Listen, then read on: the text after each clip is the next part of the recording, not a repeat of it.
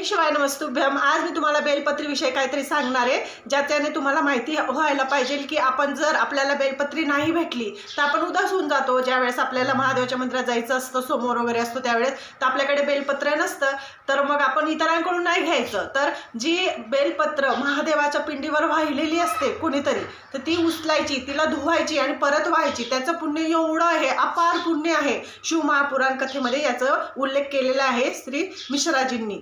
तर त्याचं पुण्य असं आहे की एवढं म्हणजे सोन्याचं सिंहासन कोणाला दिले अर्पण करणं, किंवा 36,000 नद्यांचं पुण्य म्हणजे आंघोळ केलेलं, आणि 12 ज्योतिर्लिंगाचं दर्शन घेणं, एवढं पुण्य जे आपण बेलपत्र महादेवाच्या पिंडीवरून उचलून धुवून अर्पण करतो ते आपल्याला प्राप्त होतं। त्यामुळे कधी पण असं म्हणायचं नाही की आपल्याकडे बेलपत्र नाही, दुसऱ्याकडून घेऊ, तसं नाही करायचं। त्याच्याच वरचं बेलपत्र घ्यायचं आणि ते महादेवाला